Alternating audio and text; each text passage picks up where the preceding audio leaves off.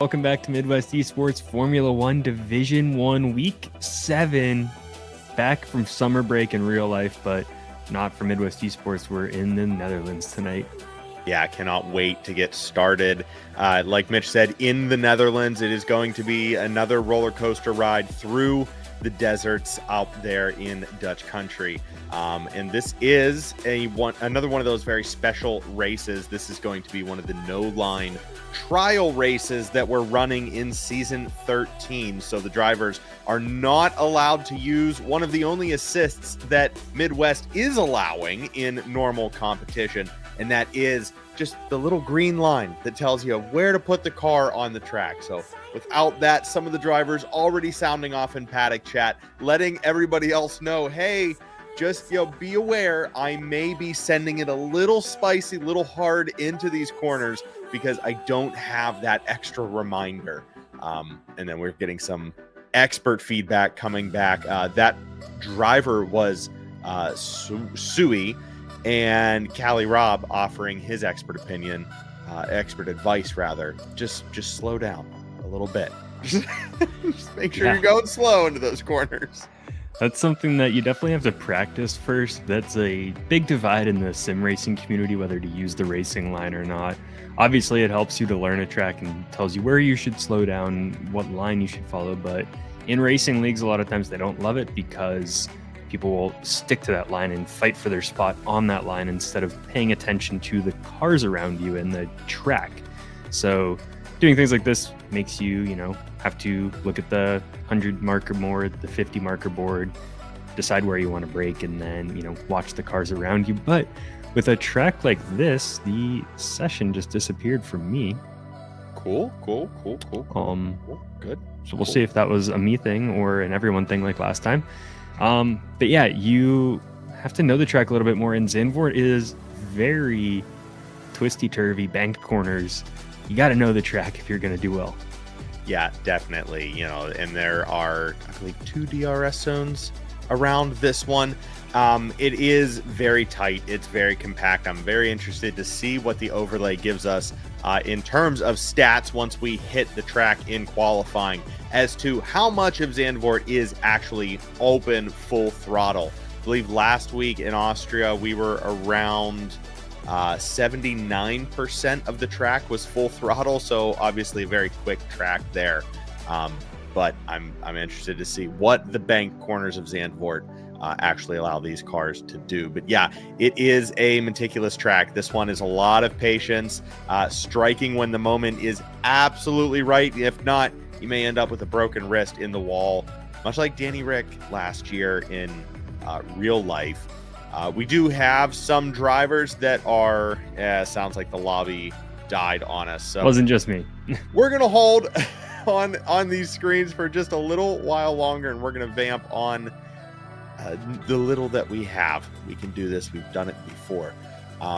We also had some issues going on a little south of the continental U.S. GSR Edwin having some issues with internet and a storm that came through and messed up their internet connections. So we may or may not see the GSR brothers here tonight.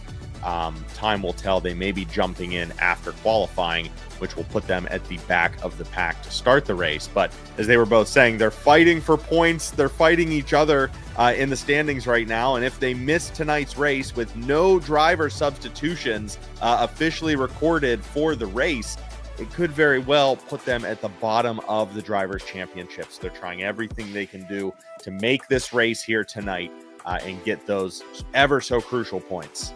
We'll get close. Both Edwin and Caesar have 167 points in 14th place. Chuck Blazin in 17th is just 9 points behind, and then it drops down quite a bit. So I don't think it'll go to the bottom unless Gardner pulls off like a victory tonight and rockets him up to the top. But definitely will hurt a little bit. And cool to see that both the GSR brothers are tied in 14th place. That kind of shocked me seeing the points. And then above them in 12th, Lancey and Houdini are both just 1 point above them. So they're tied for 12th. The middle of the pack is very tight, very tied. When we show the, I'm trying to think of the word, the top 10 drivers championship in the intro, that graphic, number 10 is A-Dubs at 174, but then 17th is like 14 points behind that. So 10th through 17th, like the people that aren't on the board are just not on the board, and that could change a lot tonight. Yeah, absolutely. And like we said, there are no driver substitutions that were recorded for prior to tonight's race. However, we do know, like I just said, waiting on the GSR brothers. We'll see if they make it in. But Final Flame also not expected to be here tonight. So that'll be another miss. I believe he made it last week by the skin of his teeth. But Final Flame saying he won't be here tonight as well. So won't be a full grid, but it is going to be a wonderful race once it gets underway again. We are reestablishing the lobby here for week 7, season 13, Midwest eSports, Formula One Division 1, right here on Nick and Mitch. You can see below, I'm Nick, that's Mitch. We have one viewer. I think that might be me. Riveting stuff here. I got a question coming now. Uh-oh. That wasn't that exciting. I was asking AI for some questions that we used to do quite a lot, and for a random would you rather question, but it was just, would you rather have Max Verstappen's raw speed or Lewis Hamilton's racecraft? Raw speed. Racecraft. Raw speed. There it is. There's the difference. Boom, beautiful. We could be teammates. Yeah, I mean, it makes sense. You know, it makes sense in how I play roller derby. It makes sense in how I race. Fast wins. Fast will win. Get out first, and you don't have to worry about the racecraft if you're the fastest car out there and you have an open track in front of you. So that's always my goal, and I get burned when I'm swallowed up into the pack back there because I just won't go fast. That's true. I did say racecraft because it's fun to play games and mental games with drivers and like methodically work your way through the field. But at the same time, I did a race yesterday, I think, Virginia International in F4, and my frame rates were all messed up, so I didn't get time to practice. And it was just like sections of the track, like chicanes that you can take full speed, but you really have to just send. and you're curb, like full speed vibrating, like shaking around. And it was a lot of fun. And I kind of felt like maybe that's how Max feels, just throwing it in a corner. Hey, when that car's on rails, man, it's automatic. That was actually what I saw in the F1 book that I was reading about Christian Horner, when he got to like F2, or like he was the step below and then realized he would never be a professional driver. Right. Was watching the guy in front of him like leave the pit lane for qualifying and just full commit to a corner that could kill you if you messed it up. Oh, wow. And Horner was like, there's something between my brain and my foot that like I will never go that fast, or like never just like put my life on the line like that guy does. That's an insane realization. Yeah. He just like saw the guy in front of him go, and he's like, yep, nope, I'm not going to make it to F1. I mean, and especially at that point, like you make it to F2 or whichever level he was at, and then realize, oh my gosh, what have I been doing? Like, I'm not going to make that. Realization is heavy as well. Not just I can't do that, but the ramifications of that justification are earth shattering. Wow. Yeah, I think it's like that when you're playing the racing games too. Some of the guys can race exactly that fast, like could be the fastest in the game, but once you're in a car that will kill you, some people have it and some don't. Yeah, for sure. The lobby, they're working on getting it re-established here for our race in Zandvoort. Sounds like clear and sunny for both sessions. I know my mom's going to be upset because she isn't watching yet, as far as I can tell. And this is the most FaceTime we've had in probably months on a stream. Seriously? The other question it playback asked was, would you rather have Daniel Ricciardo's infectious laugh or Kimi Räikkönen's blunt honesty as your superpower? Oh, come on. The laugh. Yeah. It's easy to be blunt and honest. Absolutely. But you need that laugh. It's the Riz. Gotta have the Riz. Daniel Ricciardo? I know. This is why. Yeah, we're done. This is why we just jump on in qualifying, but we did, and then qualifying disappeared.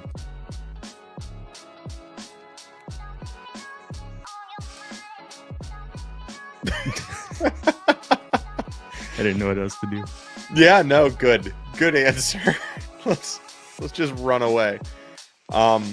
Yeah, so it does. We might be getting some weather. Who knows? I'm predicting a bright, sunny, easy race here in Austria. Baltimore weather or the race weather? Race weather. Oh, it's gorgeous here. Beautiful, proper fall. If I wasn't on a main road, I would have the windows open right now. Hey, my mom is here. It says 0 viewers, but she is here. Nice. Flying under the radar. Using that incognito tab. Oh, now it's raining. They are going to be thrilled that the dry qualifying session crashed, but the wet one is what we have right now. Oops. Well, did I do that? Let it rip. This is going to be a fun one, especially if qualifying is as damp and abysmal as Mitch says it is. We'll see. Maybe the race will be dry. We'll just have delayed gratification on seeing who is dominant here in the Netherlands. We can see it's going to be light rain for most of qualifying. And I don't remember before, but did they have the player names above the pit garages? I do not know. Like on the right, you can see the actual like usernames, like Kate Thomas. Possible. Yeah. I don't feel like I saw that before. Be cool if it's the Heat. Yeah. We do have several players in this one, though, so we'll have to figure that out. No Williams has got any lead. There's only a couple. Yeah, they should load in. They don't have. Do they have to change those settings every time? Maybe if the game resets for some reason. We'll wait and see. It'll be a fun race to call if we don't have any names on the board. Oh yeah, we got most of them. Well, we do have Travis Scott's first one out on the track for Ferrari. Saw him slipping and sliding around a few. Here he goes around another, trying to set preliminary time, but just can't really find any traction around these corners. It is a little more slick than they were planning for at the start. But here we go on the outlap. We will get the first taste of speed here in the Netherlands from Travis Scott once he crosses the line. This one is fun with that, I think it's like 40-degree bank, something like that, where those cars can just grip around that final corner, get all the speed for the straight line in such a compact layout. Sorry, avoiding one of the McLaren, heading out on his first lap. This is the first hot lap of the session. Track anything but right now. None of the conditions are in Travis Scott's favor. He is fighting absolutely everything. Machine, weather, mental game, I mean, you name it. The odds are stacked against all of these drivers. Never fun in the rain. Well, sometimes fun in the rain. Yeah. This does not look like fun in the rain, though. With how much you can see Travis struggling, you can see his wheel just snapping out of every single one of these corners. Cannot get that car to sit through a single corner at speed. And then you also add on the fact that they don't have the delta line. So these are true lines that these guys are racing, all from memory, all from using the on-track cues as to where to go, what to do. A-Dub setting fastest race day as well. Travis Scott's going to move up into third there to start. But A-Dub's already almost 2 seconds ahead of Travis Scott's time, 1:17.6. Wow, race day just 3/100ths back from the Alpine time. Definitely going to be putting the pressure on here in laps to come, especially as the drivers are all heading out on track now. Hopefully they will find a dry-ish line towards the end of qualifying. They'll really be able to put down a time. But with light, consistent rain the whole time, I'm not sure. Yeah, it'll be a bit of a trade-off. I think it's going to rain where it won't dry, but if it does, then tires will get quick and then they won't. They'll get very slow when they'll start driving in the rain. This makes it interesting, though. The track's not going to really get much better. I mean, a lot of times that you kind of wait until that last possible minute, a lot of rubber down on the track, but rain's going to keep it interesting here, and you never know. Someone might be out on a lap right now and spin their car, and that's it for qualifying. Well, that's last week's race winner right there, Gott Palmer, heading across with the fastest time. He breaks the 1:16 mark. That's 1:16.870. That's going to sit him pretty up in first right now. Provisional pole with just over 12 minutes remaining. It's pretty fast. That's very fast, especially seeing counterparts down in 7th right now. Fire Up Flow at a 1:19. 3 seconds slower and growing down the pack. Trig Holslaw at a 1:21 as well. That could be traffic. It may not have been a perfect lap, but just the fact that you can have that kind of disparity on. Sweet. Goes up in 5th in the Aston Martin. And Nikki in 7th. I think they finished... Are they 9-10 in the driver championship, or did they finish? Whoa, huge snap there from Sui. Yeah, she didn't talk about them. You talking about Aston? Yeah, I think last week they finished 9-10. That's what I saw. And they're 7-8 in the Drivers' Championship, I believe. So they were down lower, but they've just been consistently in the middle of the pack and climbing their way up into the top 10. Race Day's finding the ticket there.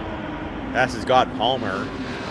About a minute after Palmer sets the fastest time, Race Day beats him by just a few 4/100ths.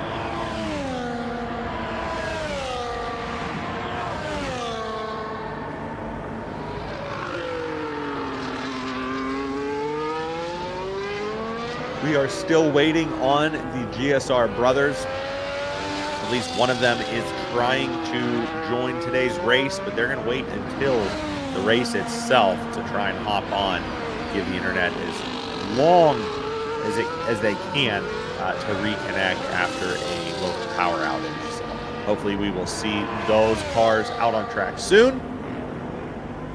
Gunnar Aldi retiring from the session. Not sure. There may have been a spin, snap, something there. But so that's both Haas. Andrew Mason, the other Haas title play right now, withdrew from the session. Now Gunnar Addy as well. So Haas at best is going to start 12th. Usually that means they crashed or there's some sort of damage unless they completely disconnected. did I say Gunnar Aldi? You did. I went grocery shopping the other day. Let me guess where you went. Sorry about that. Funny enough, Trader Joe's. Hey! I got it. Fun fact of the day, do you know that Trader Joe's and Aldi are run by two brothers of the same family? All right, well. It's like the same... they're Aldi brothers. Yeah, it's like the same story as, is it Nike and Adidas? There's two shoe companies from Germany that were brothers and then they split. Yeah. It's a very similar. It seems like a German thing. Yeah, they went in different directions. One went Aldi North, Aldi South, and then when they came to America, one brought Aldi and one brought a new Americanized brand called Trader Joe's.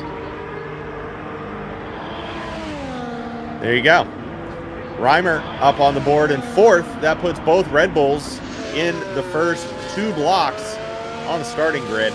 Great position for the team as they're still holding on pretty definitively to the champions, the Constructors Championship.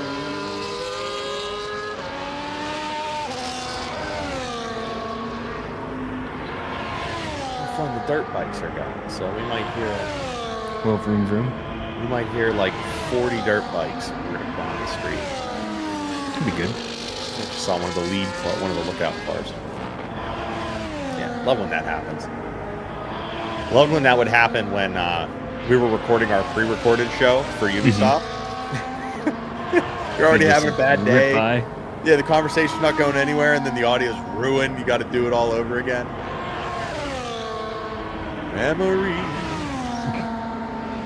Here we go.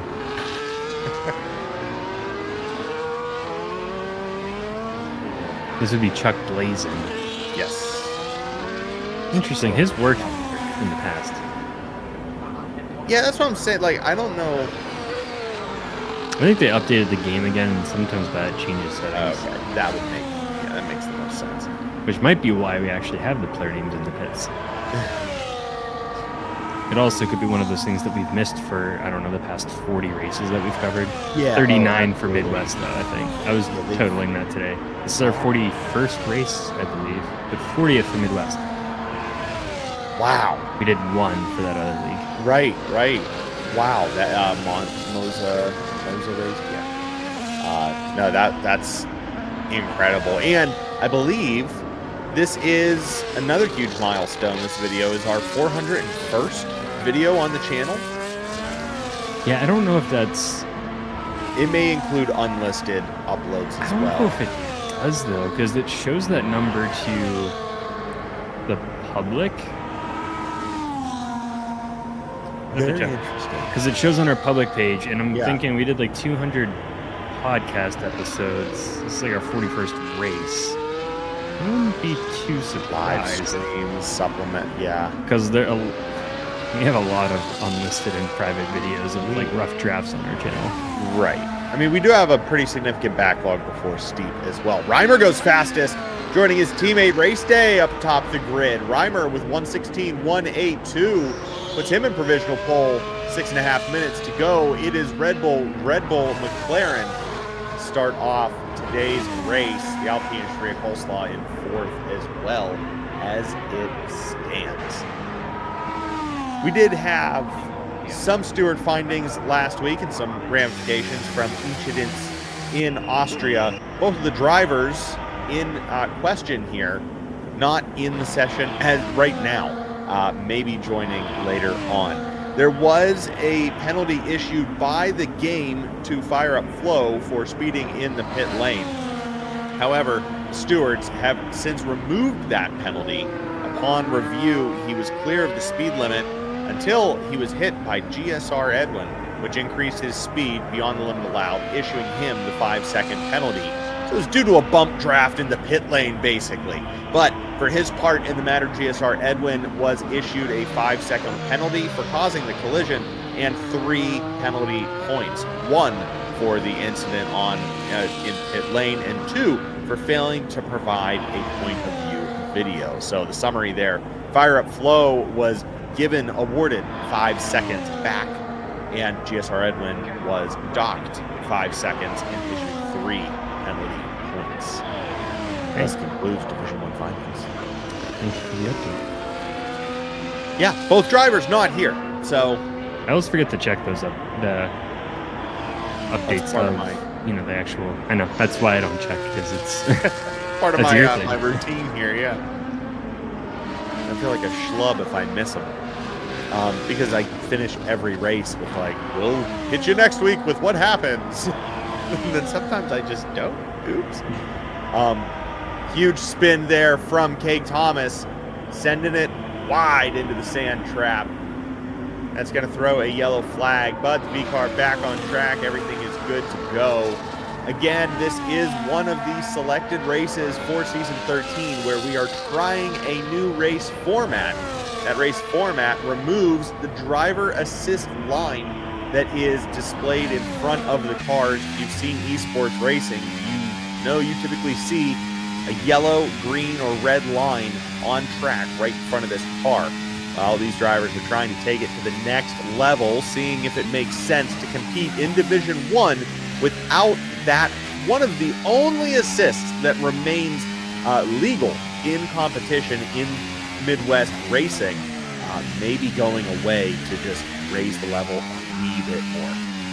Mitch, where do you stand? Not on a level of your racing ability and your skill behind the wheel, but just the feelings of, should the assist line be removed once you make it to Division 1? Once you've proven yourself and you're in the top level of contest in your league, should that then warrant, everything off? Or do you still think that that really doesn't offer that much of a competitive edge if you know what you're doing out on track? Yeah, take your time. Fire Up Flow just set a fastest lap on board here with race day. Race day. Absolutely cooking. A lot of the drivers switching to those soft tires, so the track did get better. I was wrong. We were wrong. These guys are going much faster. Race day just cruising. I think he is going to blow past us. He was 2 seconds ahead. 1.622 seconds for right now, but I know the other drivers are going to be pulling up those soft tires and catching up quick. Where I stand, I don't know. I don't think it's a competitive edge, because you can use it to learn, and you don't need it much. It can help. I don't know if this game adjusts it in the rain or not. Some do, some don't. I guess maybe as a purist, because I know we would do some sports competitions like as true to life as you can, I'd probably say it's off in D1. Mm-hmm. But I don't think I'm feeling strongly either way. Yeah, I understand the argument for removing it, but it is one of those things where, it's a decent reference, but not a ton of the drivers are really following that line. Mm-hmm. I guess, more so the line, but like braking warnings. I don't know how often I truly look at the meter warnings, the 100, 150, 200 corner. I can't tell you how many times I've actually looked at those in-game, in-car, when I have that line turned on. Because I know that the line is going to give me red. It's going to give me, slow brake here and get ready for it. So I'm just kind of glued in between the lines. Yeah, that's where you do want to start learning those corner boards. I see the argument. So, yeah, I mean, I've raced with them off before, and I have actually, I think, for a track I know, I race better with it off. Makes sense. That makes sense. You're more in tune to like what's actually going on with the car and with the road. Because you're not like waiting to brake until you hit that line. You kind of start braking and you're like, ooh, I need to brake harder. Ooh, I need to brake softer. You can kind of tell, and you start learning more on how that feels related to the car. Like if you're braking and turning and you just notice the car is rotating too much, as opposed to like, oh, I missed the line. I'm like braking late. Right. Yeah, you're just more connected. It's more immersive. But like the one I did yesterday where I jumped in with 10 minutes of practice, that thing's staying on. Yeah, 100%. It's definitely an interesting experiment.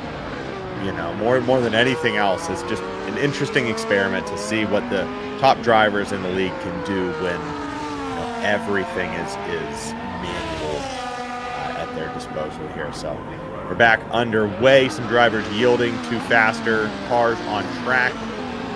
Again, like Mitch said, everyone's switching to those soft tires as the track did end up drying out with just a few seconds to go. Everyone trying to get their fastest lap. Cars on their final lap will be able to cross the line and continue setting it. Got Palmer on a heater. Will he be able to take pole after getting the checkered flag last week in Austria? Got Palmer in the McLaren coming around that final bank corner. Let's see what he can do. He's all purple up till now. Got Palmer not fast enough. Will finish in second place for today's contest, barring any faster time that comes through before the end of qualifying. Q1 and only, so this will be the race following this qualifying session. Yeah, I saw Reimer, I think, just jumped up in the third from down where we were. Almost everyone else is finished in this race. Travis Scott's the only one left out there, I believe, and going faster than he has in the past. Not fast enough for race day, but enough for fifth place, jumping over Sui.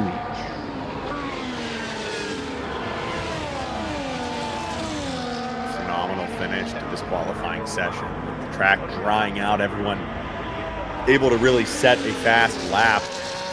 Not having a lot of time to really bake in this track and, get it to where they need.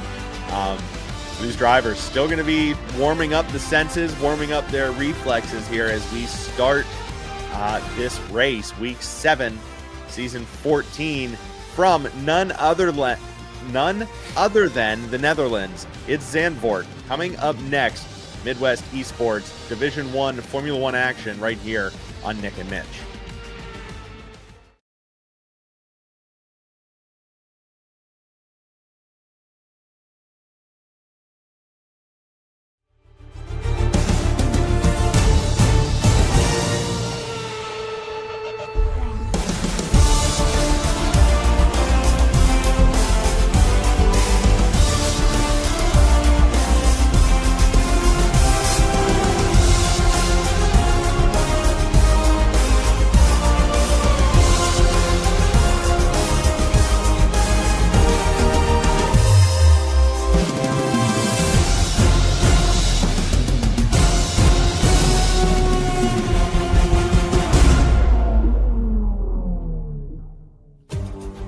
Welcome back to the track, racing fans.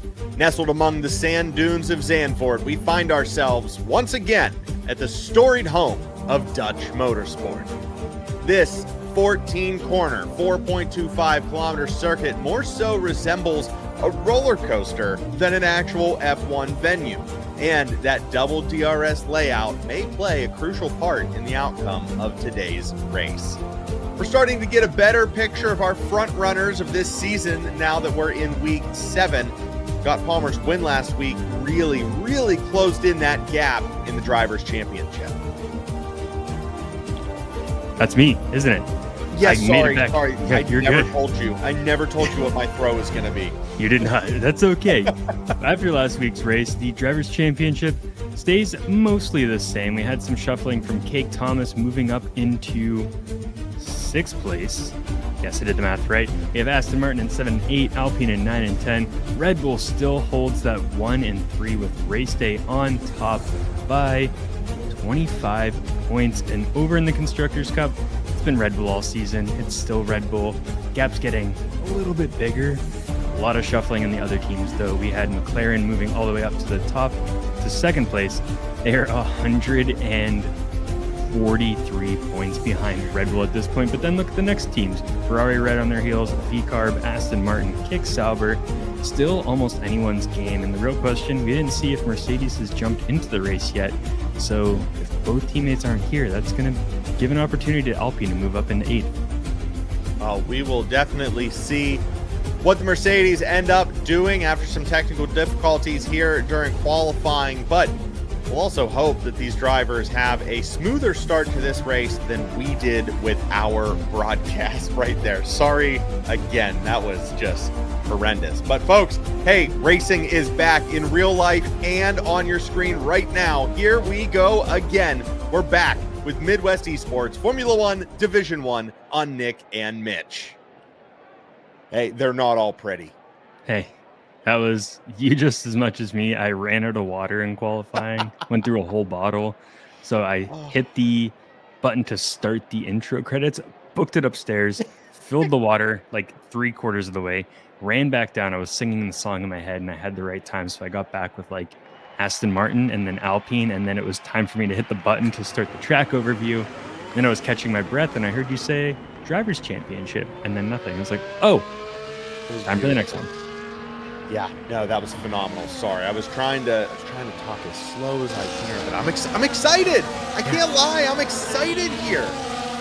This is going to be a phenomenal race. We are in the formation lap right now, led by none other than the Red Bull of Race Day, who apparently scuffed his thumb or something this week. I don't know, but he said that his right thumb is bandaged. There may be some issues there, you know, on his end, not able to hit some buttons or have the tactile feel, whatever that may be. He is working with a bit of an injury here tonight, so we'll see if he can hold on and persevere. Sure, a big jaw just came out of nowhere. Probably a paper cut. Yeah, who knows? We're getting a soft to medium or soft to hard strategy on the same lap window, so you would think most people would go for the mediums, but that is never quite correct in the suggestions that it gives. Weather does look like there's a slight chance of rain, but doubtful for most of the race here. For the track itself, you got 14 turns, only 65% at full throttle, even with all those bank corners. There is quite a lot of lifting to do in these corners. Very high downforce needed, as anyone who's driven on this track will have felt. But only medium tire wear, so those bank corners definitely help with that because you need a lot of downforce to glue yourself to them, but you're putting like a relatively equal strain on those tires. You can see a lot of guys trying to get these fired up just for the start of the race. Looks like we're a little closer to the red lights than we were last week too. Yeah, oh, thank goodness. Yeah, the overcast here, clouds are not going to help this track warm up by any means. So everyone trying to get as much heat as they can before we get going on the roller coaster in the dunes. It is week 7 of season 13 in Zandvoort. The Dutch Grand Prix is underway and Race Day leads the pack heading into turn 1. Reimer and God Palmer going back and forth. It's Reimer, it's a Red Bull 1-2 into turn 2. God Palmer back into 3rd and both of the Ferraris piling up in 4th and 5th. Race Day getting away cleanly, getting almost half a second here before he leaves the first sector of the first lap. Race Day putting pace on the rest of the pack. Reimer and God Palmer still in formation, just inches away from each other in some of these corners. I mean, what an absolute start from those three. The rest of the pack, everyone getting away cleanly. That was just a textbook start to this race. Yeah, and looking at the potential strategies here, we have Cali Robb, who's on medium tires. He might be able to, well, he's 2 seconds behind Got Palmer. I thought Travis Scott was in front of him, but it looks like he slipped down. He's going to have a good chance to let his teammate get out in clear air, but he's now behind. But he's on the medium tires, so everyone behind him is stuck for a little bit. Reimer's still keeping up with Race Day, but if he slows down just a little bit, he could push himself and got Palmer out of DRS, and Race Day could just start to run away with this thing. Williams down in fifth, putting some pressure on Callie Robb. Right there, getting very, very close. Might be able to do it in one of these corners. The DRS has yet to be activated. Should be coming in the next lap, so we got a little bit around. Yeah. This is a short track too. We got what, a minute 9 they were running for quali, so just an extra minute or two. Really short, so just a lot of laps to get in.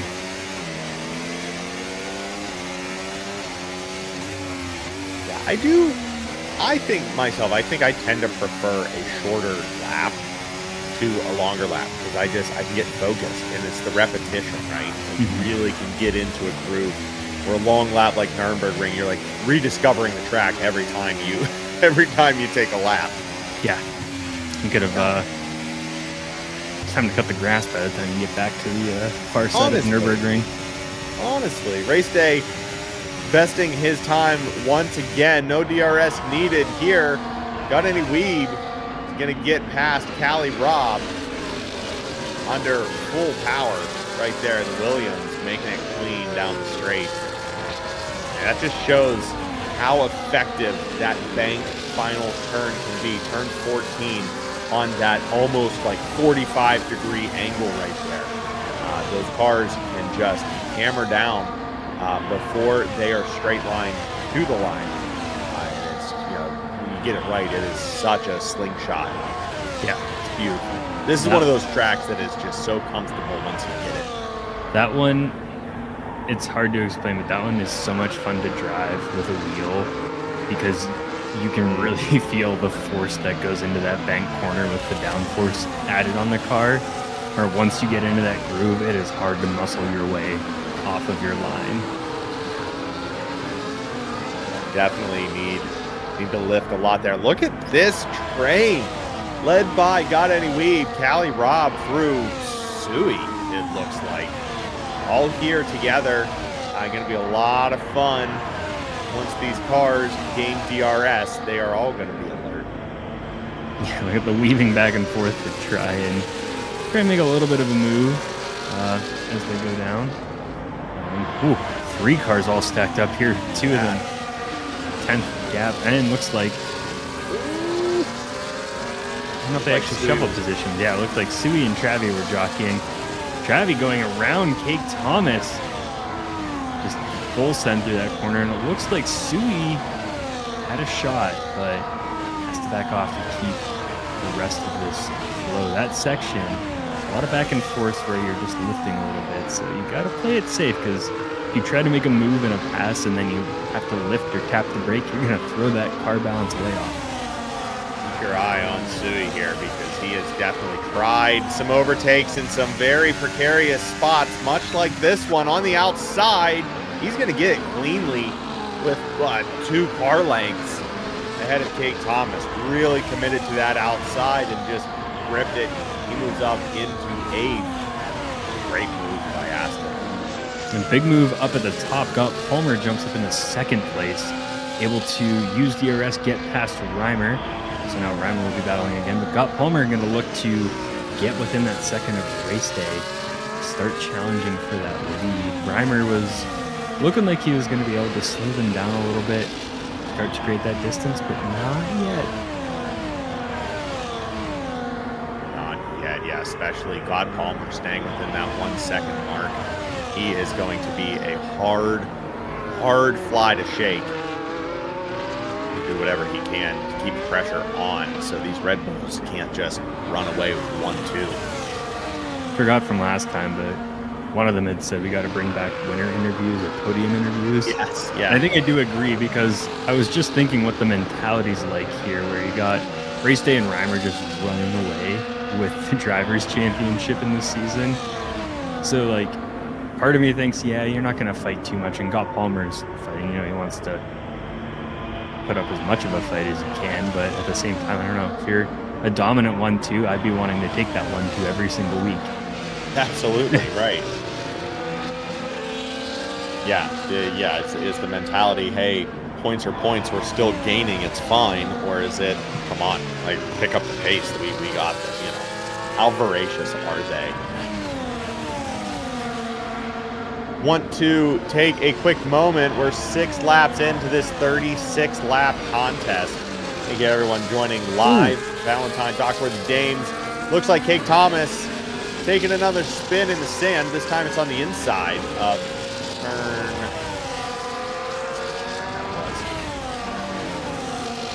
He will rejoin. Assuming he doesn't have any damage, we're going to see here.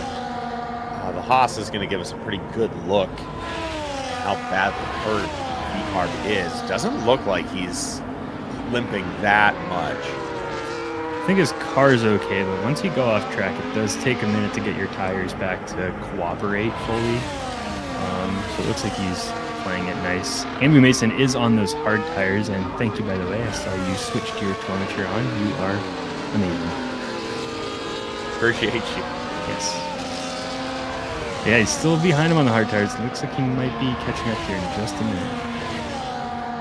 Want to take a quick moment, pending any other drivers taking a minute to the sand trap here. But thank you very much to our D1 stewards this season: Knuckles, Forward 2-3, and MSC Frenchie, doing the hard work once the checker flag flies, keeping everything above board here, keeping Midwest eSports as elite as it is. Really top-notch league that they're running over here, and it's all thanks to those stewards doing the heavy lifting after the action includes every single week. So thank you to them and all of the other division stewards. Yeah, they make it very easy for us to do our jobs with all of the stats and being able to sign up and register for the races, to jump in, see, updates on drivers, the stewards, the history book with all of the details that we scavenge to look, and a lot of fun. It could be a full-time job. Running this league, pork chops, all of the commission and everybody else. It can be a full-time job, and how they find the time to do this just speaks to the passion of these drivers as well, that do this in their free time, what little free time they have. This is truly just a work of passion. It's phenomenal group, awesome action, one hell of an organization. The setup is second to none. Still on with God Any Weeb back in 6th. He is floating behind A-Dub, not really doing too much just yet. God Palmer did allow Reimer to sneak by, so it is now that dreaded Red Bull 1-2 stack. God Palmer still holding time on, I'm getting my names all mixed up. God Palmer still holding time on Reimer. We may be able to catch him here. We'll have to see what the DRS advantage will do for him, what Reimer can do to defend against it. Here we go. Got Any Palmer on the outside into the bank, turn 1. Reimer's going to take the in, pushing God Palmer to the outside, but he holds on, skipping the rumble strips, keeping it within the lines, and getting back up into second place.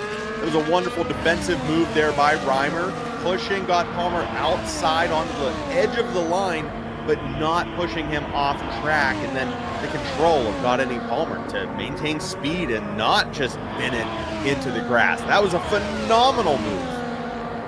I can't believe you just said "Got Any Palmer." Did I really? You did. I told you words is hard right now. Yeah, it is. Got Any Palmer? hey, they sure do. McLaren sure does. Oh, he's yeah. up in second. They got lots of Palmer cruising right now, and he's keeping that gap. Even through that DRS zone, without having it himself, he was able to keep a 6/10 gap up on Reimer. Got to push that a bit further, start to break away, and catch up on race day. The pit window, I believe it said, was 12 to 16. We have tire life here. Yeah, 12 to 14 on these soft tires, so a lot of these guys will be going in the next 5 laps. Cali Rob on medium tires, was he not the one last week or 3 weeks ago, the second last time we streamed, that just stayed out on tires forever. I believe it was Cali I Rob. think it was last week. He stayed out on mediums and to get up into first, and then had to pit and came back out in the middle. But like he was out there 5 laps longer than anyone else. Yeah, Cali Rob, one of the many tire whisperers here in D1. Definitely could. I mean, him, Andrew Mason, could definitely hold on for a little while, but we'll see. It'll be a toss as to what gains the advantage. Words is hard. Drivers is driving. We're driving fast. Funny to see that the top 4 in the leaderboard are where they started in the grid, and then pretty much every other driver has shuffled around positions, except for Gunnar Addy. He is stuck in 14th there in the Haas.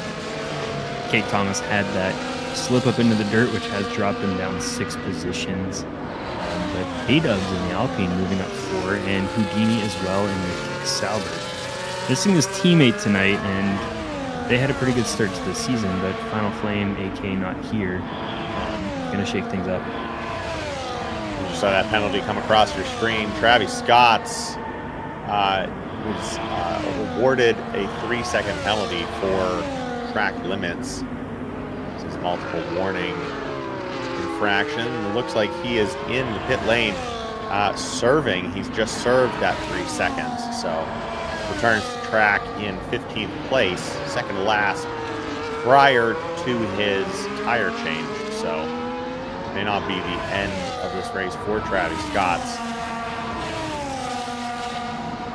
But I would say pretty smart to take that 3 seconds now, serve it now, and see what damage you can do later on. It's still so early in this race, lap 11 of 36.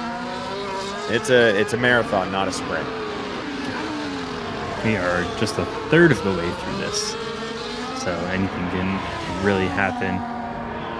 Don't necessarily think it would, but we haven't had a safety car in a while, and you just said that, didn't you? Oh, there goes A-Dubs. I've missed it, to be honest. Don't you remember those 3 or 4 safety car races where we'd have some time to kick back with AI and things would get shaken up?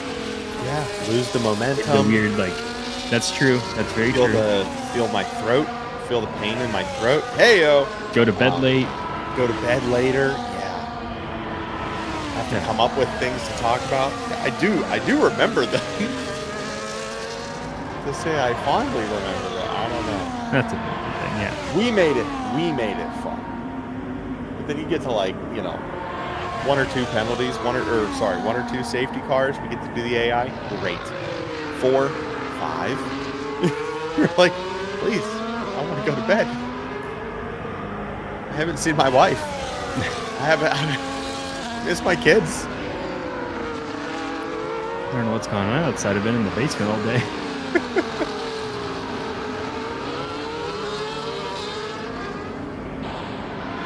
Kelly Rupp's still looking to make moves, even on those medium tires. I think those softs might be starting to slip up there, reaching the end of their useful life. He is 11 seconds back from the podium. So, almost losing it a little bit there, going for the pass with DRS on the finish line and getting a little too close to the curb. Him and A-Dubs have been playing that DRS tango. DRS, the old 2-step here. Back and forth, swapping positions. But yeah, the more they do this, the more A-Dubs wears those soft tires. Like you said, Cali Rob is going to come out on top.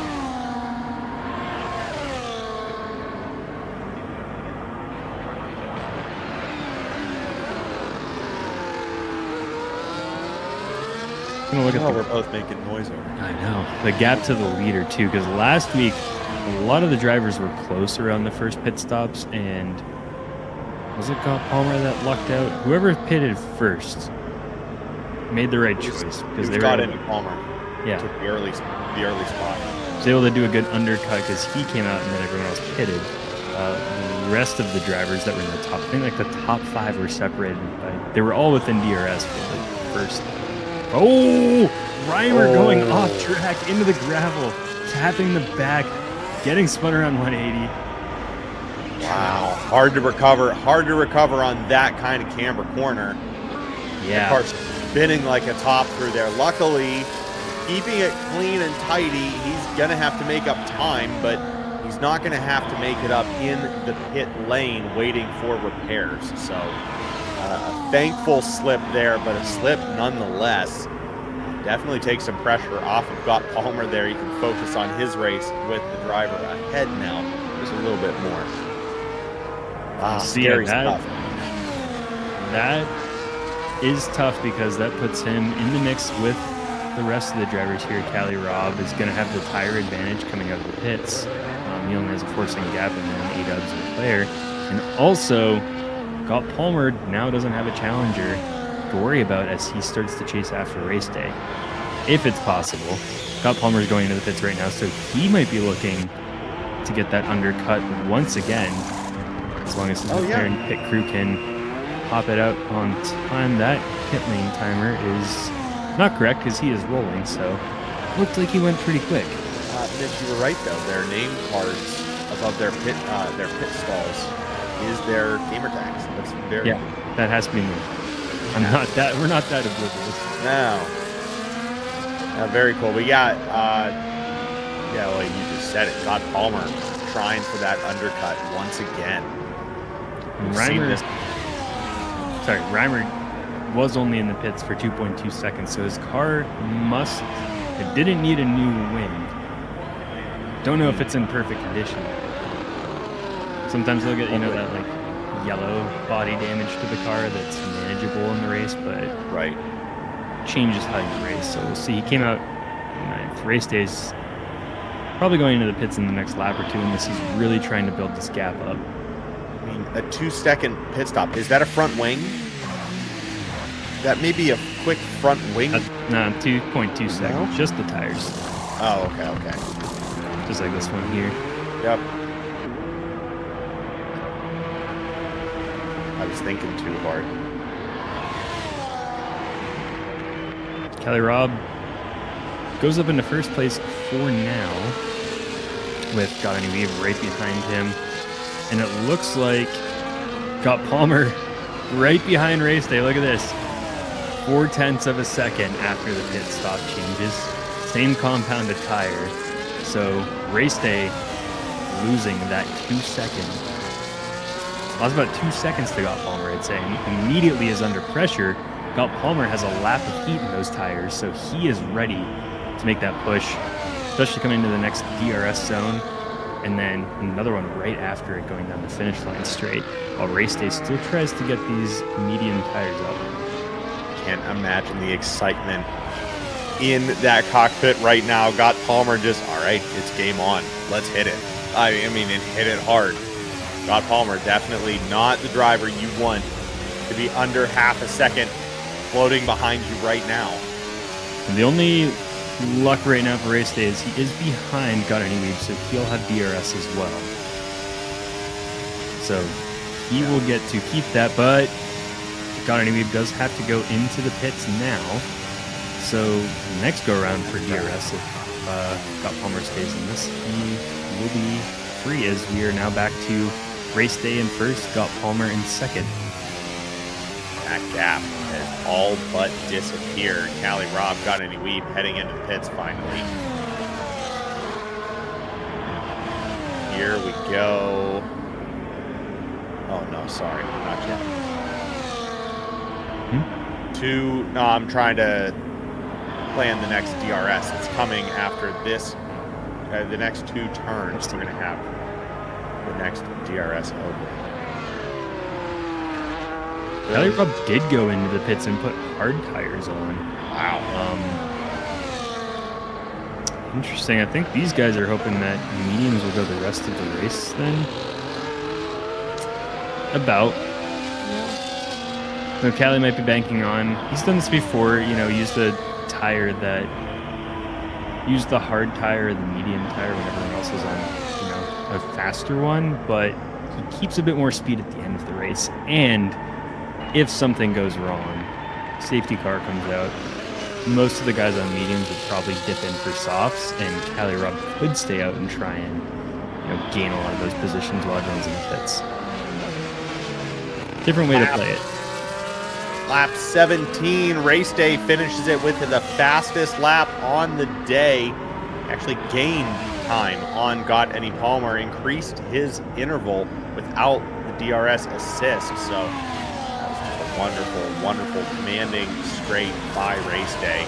And into the corner, Got Palmer unable to hold it, lifted or brake a little too hard. Goes back over 1 second to race day. We have a threesome here. 4-5. Oh my gosh. I think it's the same crew from lap 3 that was in the middle of the field. That's a full party. Found the biker gang that likes to drive around outside your house all the time. Seriously, there they are. How do these guys enjoy this? The hungry hippos here. We're 5 deep. Honestly, as a midfield, I would just start making alliances with those midfield teams and be like, hey, Williams, Aston, Alpine, the 6 of us, we're just going to form a block. And we'll just rotate who's in the front of that block, every race. Yes. Get equal points, but we're just going to formation fly this whole thing. Yeah, goose strategy. Yeah. Sui gets a 10-second penalty. Is that possibly... He was speeding in the lane. I saw those exact words on my screen. Anbu Mason heading into the gravel. Sui just going for a quick cup of coffee there while he waits for a 10-second penalty. Ooh, and Aston joining the party.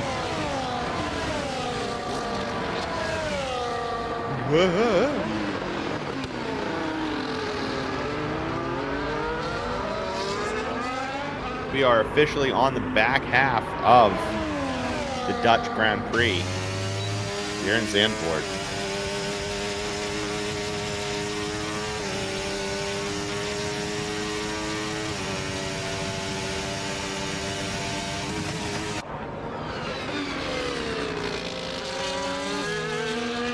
Palmer close again.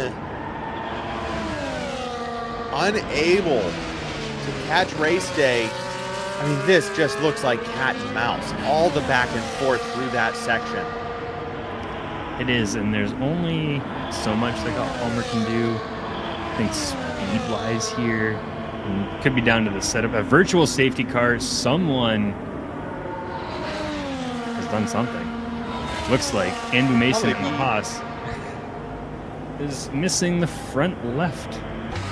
Or at least part of the front left of this wing. Not all of it.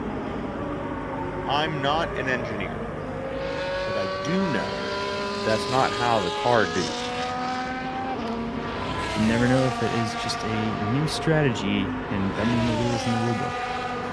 No, there was nothing saying that we couldn't lop off one of the wings. That is the no diffuser model. Strong strategy there.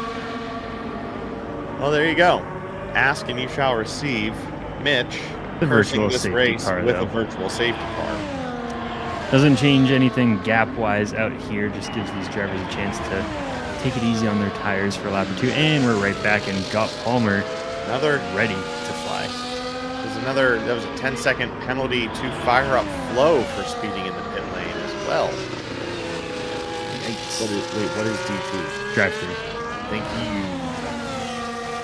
You're welcome. I don't know how I caught that quick, but I was thinking of it. Back to this action. Got Palmer.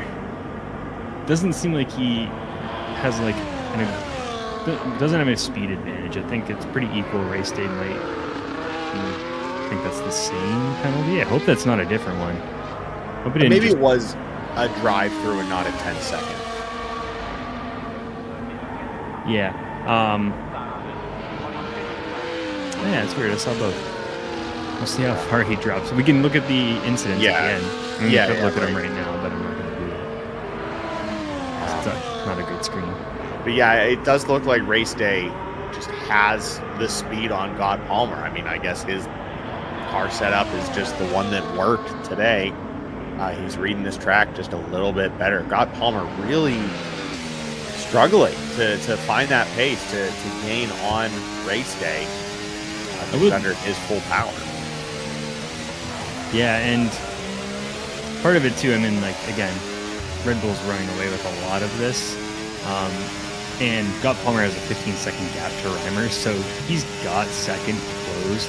He can just sit for the next 14 laps and see if race day starts to slip up, make an attack at the end. I know in previous seasons, race days are very young, and we'll get in battles a lot, just like with Travis. He's not scared to back down. Not to say he's overly aggressive, but I think there was a few times last year where, like, battles for the lead and, like, there'd be some bumps and collisions. So right. I'd imagine drivers are more hesitant to try and start something with 14 laps left, because you know race day's got the speed to catch back up to you the next DRS zone and try and pass you again. So don't know if it's he can't catch up, or is it, you know, I'm gonna only do it once or twice near the end, or combination of everything. Lower the percentage, the possibility of an incident. And like when I race, you can tell who's faster than you and who's not. And when they're coming up behind me, once they're close enough, I let them by, because I'm gonna mess up trying to, like, hold my spot while they battle, or they're gonna slip up, and I'd rather just let them get slightly in front of me and keep with them. And you never know, they spin out. I've won a couple races because I just sit in second, and I had one where the guy the last corner spun his car. And I'm like, oh, cool. Take that. Yeah, it is the waiting game, especially as you see we're coming up on traffic. We'll start lapping some of the back pack here. I forgot with a minute-long track, you're going to be catching up to people soon. We've got Anbu Mason, I believe, are passing on track. Luckily, those overtakes there for the lap, the cars are ghosted, so they shouldn't cause any physical damage to the driver who is trying to overtake. That's not always the case, is it? He was there. It was there. Yeah, I'm not sure. I know they've changed, like, in Monaco, the league changes the rules on, like, ghosting. Like, when you crash, like, as soon as you spin, it ghosts you, because otherwise you'd finish from the one in the race. Right. And this one's a pretty tight track, too.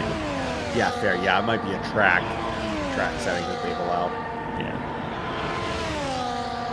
Yeah, definitely saw it there, so I'm not sure. There's not a lot of passing opportunities here.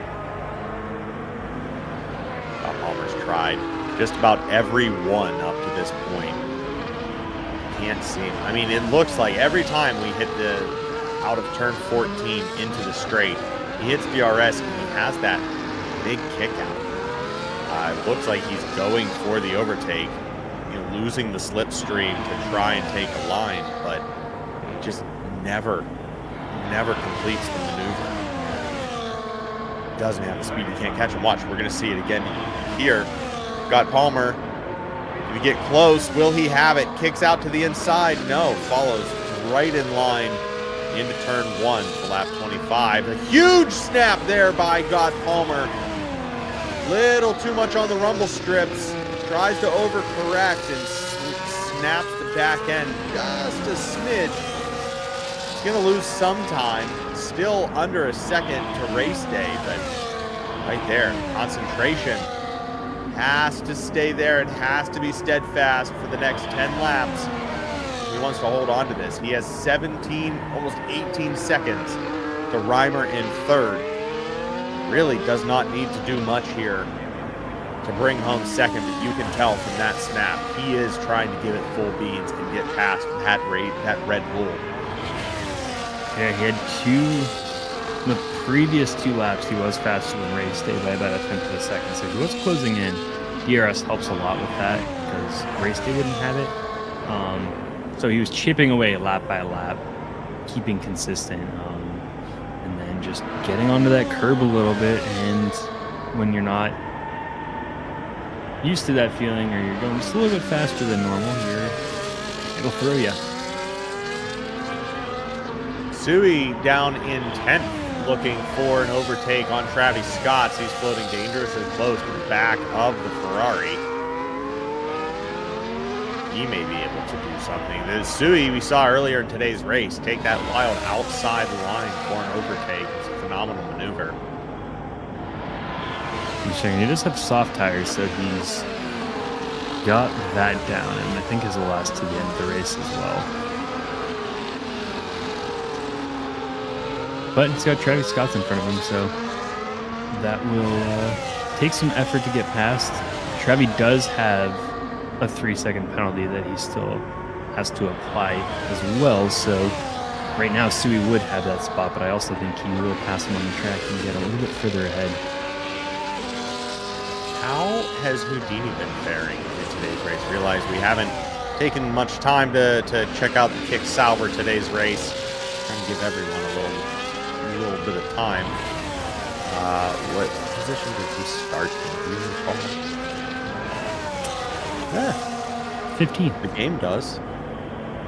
So he's he's up moved up a 3 little bit, yeah. for one of the drivers who almost never qualifies. That's not bad. Like voluntarily never qualifies. Oh, that makes sense. I was like, how did he do that when no drivers below him? But Nikki and Gunner both Jumped in. they're where they are, so yeah, he jumped them, and Chuck Blazin dropped down. So Yes. makes sense. Just mass hard at That's math. 10:40 at night. It is. All of this is a little more difficult. I mean, I guess racing is the one thing that's not too difficult at night. You can lock in, you're good. Yeah, it's a very, very focused task whenever you're racing at night. I'd say racing at night in a daytime session, racing it in a night session, and you don't really get that much in F1 because you have the track lights, but like a Nürburgring race or a Le Mans race, nighttime, pitch black. Brutal. I love driving then, but I also love driving in darkness in real life, and I don't get tired driving in darkness. But I know that puts a lot of people to sleep. You see, I believe that is Callie Robb, who ghosted McLaren in between. Got any A-Dubs and Callie Robb right now. Callie Robb fighting, trying to get past the Alpine, not the McLaren in this shot. And they've got the same. Callie Robb actually has younger tires by a lap, but the more durable compound. So as we get to the end of this race, we'll have a bit better of a chance. Palmer slipped down to 2-second gap now on race day. Must have had just another little tweak on his car rate to slow down, and that's going to be tricky to gain back for the rest of this race. Doing too much. Sometimes you just do too much. He's still absolutely cruising because I think he's put more. Yeah. He's more increased space on Reimer. Yeah, he's increased the interval to Reimer, but he's doing too much in terms of catching race day. Or maybe he's running his clean race, and race day just has that kind of pace. I mean, we've kind of been seeing that all day from the get-go. Race day, amazing start, and he was just off from the get-go. Yeah, he's got pace, and I think just was it last season he was 16? Yes, yeah, I believe last season he was 16 years of age. They learn quick when they're young. Yeah. And he was quick then. So just over the course of a season, like racing the tracks, I don't even think last season was his first time racing tracks, but just as you race them more, you know so much more. Like if I go back to, like, I don't have to practice much at all for a Spa race if I've driven the car before because I know Spa, but if I'm going to Long Beach, I've never been there before, and I'm going to finish last. Right. Well, a lot of that's the mental maturity as well. Last year we had a couple of instances where it seemed like race day was just pushing too hard, letting emotion take over in the moment, pushing too hard, and then relinquishing a podium spot just for no reason, for a silly move, trying to overtake, bumping someone, spinning yourself out, and ending the race from the back of the flatbed truck. Yeah. So seeing him, in the chat, being a little calmer, cool head at the end of a race, not having as many of those incidents this year, kind of just doing his thing, head down, and let's settle it on the track. You're really seeing that maturity starting to come into play here. He's doing wonders. He's looking at possibly his third race win on the season. Will be the first driver this season to take 3 wins.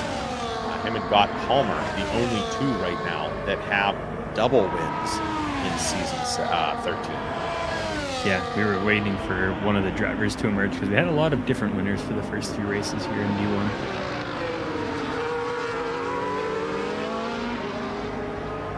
5 laps remain, and everything seems as cemented as it can be right now, except for Callie Robb and A-Dub still going after it for that 4th place spot.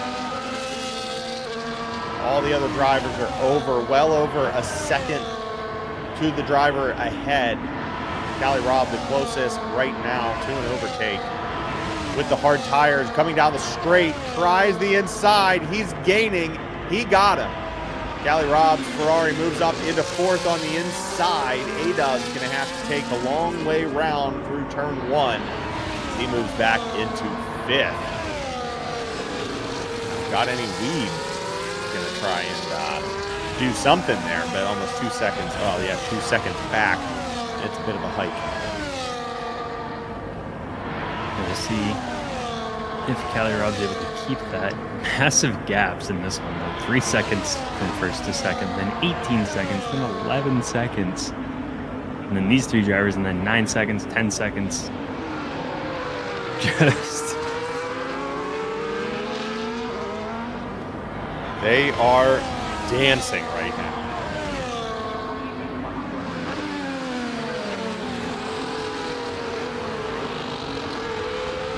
Where'd it go? I think we might have lost Mitch. We'll see if we can get back. I'm in.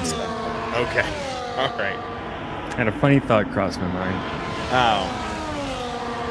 You know, Probably the same funny thought that I had cross my mind. I think so. We've got some good telepathy going. Looking at the gaps and seeing like the majority of the pack's 30 seconds to a minute from the leader. Wild to see, but yeah, it's nothing like crazy going wrong either. It just happens this way. This can be one of those tracks that separates you though, because with that, like, so many corners, pretty short. And it was what, like 64% full throttle. A track with a lot of full throttle is easy to kind of keep the gap or keep closer, because when you're only full throttle for 64%, the drivers who are the best will be more than 64% on the throttle. Right. But the ones that aren't as confident on that kind of track will be like 50. And so that's the change. It's exactly what you were saying with like Horner at the beginning. You're reading that book about when Christian realized that some drivers just go faster. Yeah.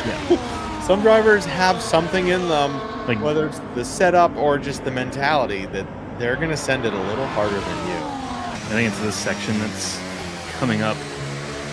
Maybe we'll be able to do a ride along with A-Dubs and then a ride along with others, but you'll see which curbs he hits and which ones he doesn't. This right hand quick snap over the curb. And you got a left one that you can touch, the right one like doesn't touch.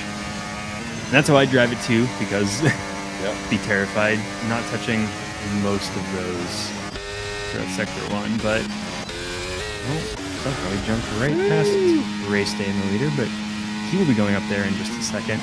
Scott Palmer, I don't know which one's better to watch. Scott Palmer's pushing. Yeah, I would. Might also be at the point in the race where they're not going to prove this, but there you can see him crossing over that one. I don't think the other drivers did. Right there, like he's going hard on these curves. One getting close to the grass.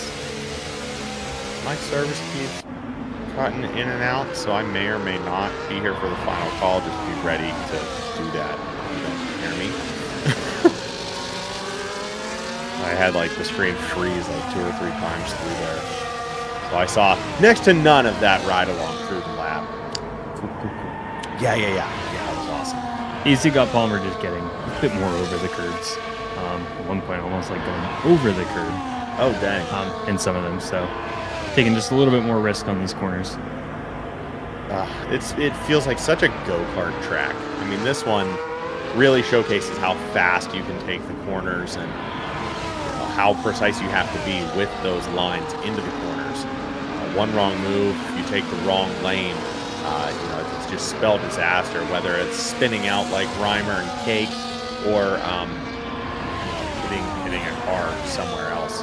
Yeah. We'll say what was the last track I did? I think Sonoma. I can't remember exactly. I think it was Sonoma.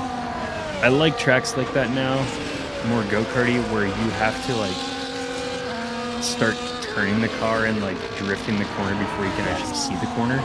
Yes. Where you really do have to rely on that muscle memory in your knowledge. Where you're like, yep, time to crank the wheel left now, even though I can't see the left-hand corner, because if I do that, like, I'm gonna hit it perfectly.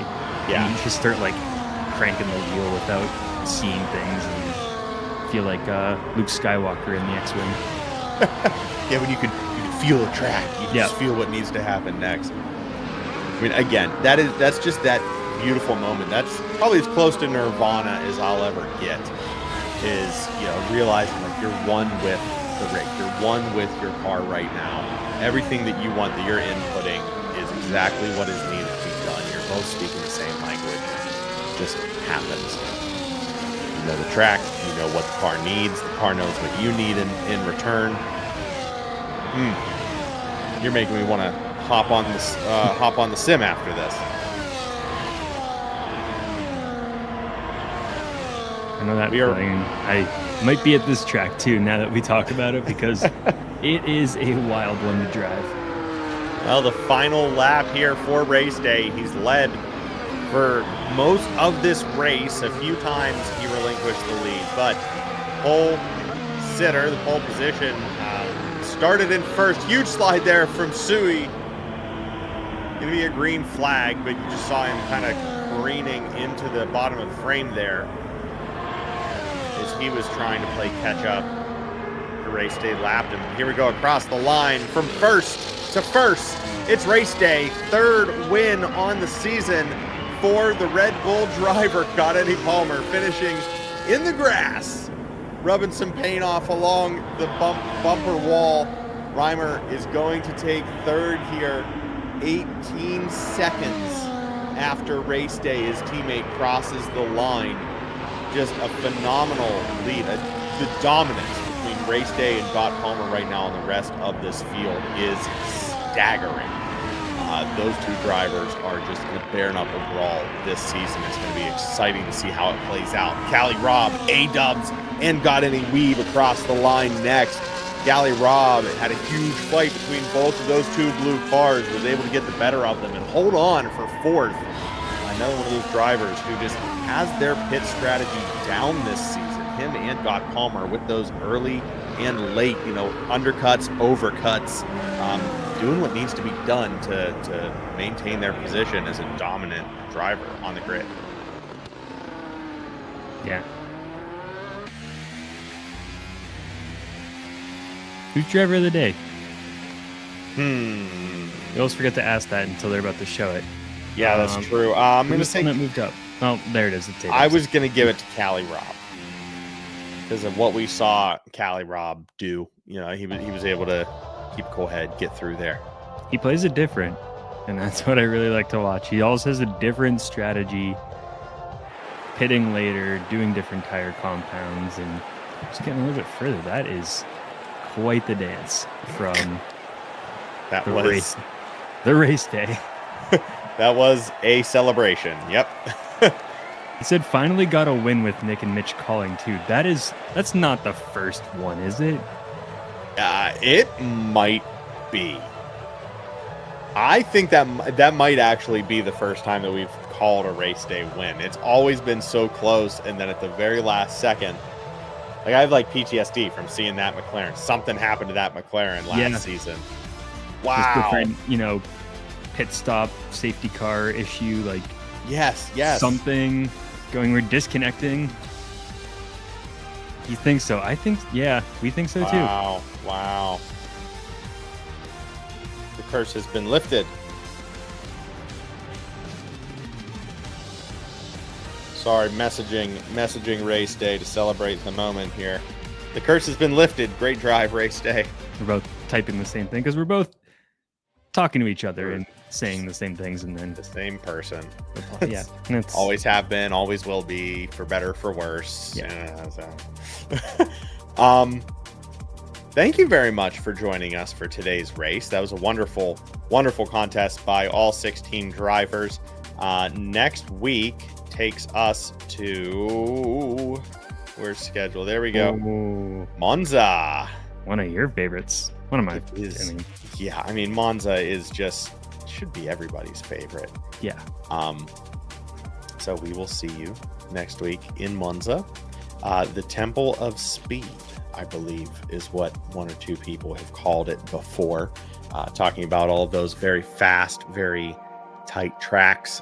Definitely one of them. So it is going to be a showdown for the Speed Demons next week. Stay tuned. We're going to have, I believe we're back in Division 1, so we'll be here with the same crew, same place, same time next week. But again, that was a race day win, and I'm sorry.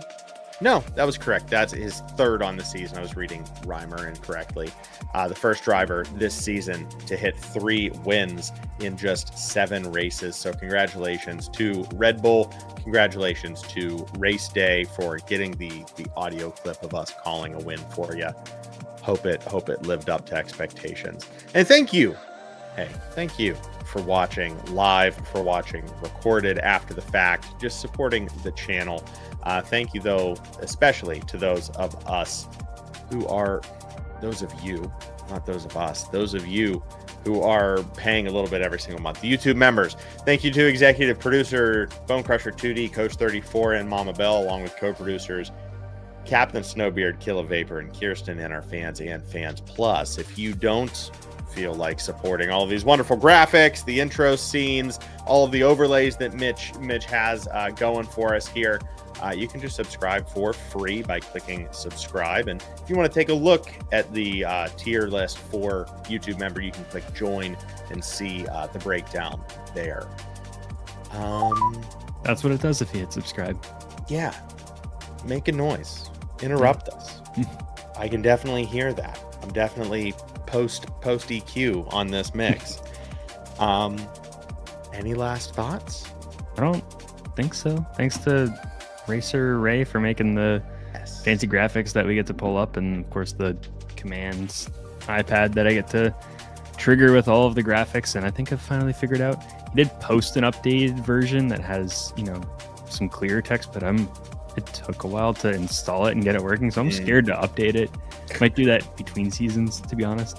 Yeah, that's smart. You give yourself a buffer. Yeah, and at some point we'll remember to do the podium interviews. Yes. Yeah, we'll do that before. We have to figure out that system. Definitely for the Nick and Mitch Grand Prix, which is COTA, I think the season finale. Yes. I was gonna say we can definitely do a winners. We can do a podium interview with just the winner with 1, 2, 3 if you'd like, but then we can also talk to the driver champion and the constructor champion and just have a little nice chat session with all of them. So we have a couple weeks. We'll figure out how to get all of them staged and in line for driver interviews, but it could be a lot of fun here. That's the next step in our progression here into Formula One esports coverage.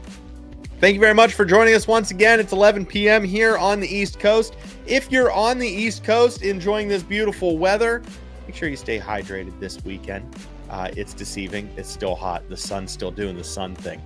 Drink some water, eat some cheese, kiss your dad square on the lips. Have a wonderful week. We'll see you. I'm Nick. I'm Mitch. We'll see you next week.